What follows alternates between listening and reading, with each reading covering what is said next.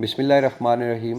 12 جون کو نیب اسلام آباد کی طرف سے ہمیں انوائٹ کیا گیا پاکستان کی 4 بڑی ریل اسٹیٹ مارکیٹنگ کمپنیوں کو۔ اس کا مقصد یہ تھا کہ جو ریل اسٹیٹ سیکٹر کے اندر فراڈ ہو رہے ہیں ان کے اوپر کیسے قابو پایا جا سکتا ہے۔ تو 12 جون کو ہم لوگ گئے تھے، وہاں پہ تقریباً 2 گھنٹے کی ہماری میٹنگز ہوئی، نیب کے آفیشیل بیٹھے تھے، ڈی جی صاحب خود جو ہے اس کے اندر شامل ہوئے تھے۔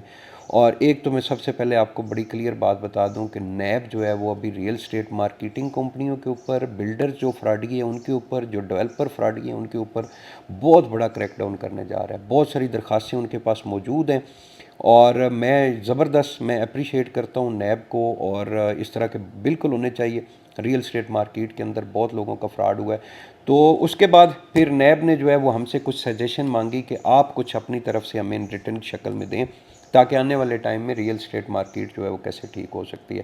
تو میں کچھ پوائنٹس کے حساب سے ہمارے انہی سوشل میڈیا پیجز کے اوپر ایک پوائنٹ کے اوپر میں چھوٹا سا ویڈیو کلپ آپ کے ساتھ شیئر کروں گا، اور آپ اس کے نیچے کمنٹس کے اندر آپ کے پاس جو آئیڈیاز ہیں وہ بھی آپ ساتھ شیئر کیجیے گا، تاکہ ایک اچھا جو ہے وہ پراپر ہم لوگ تیاری کر رہے ہیں، اس کا ایک پراپر لیٹر جو ہے وہ میں تیار کر رہا ہوں انشاءاللہ، وہ بھی آپ کے ساتھ اینڈ میں شیئر کریں گے۔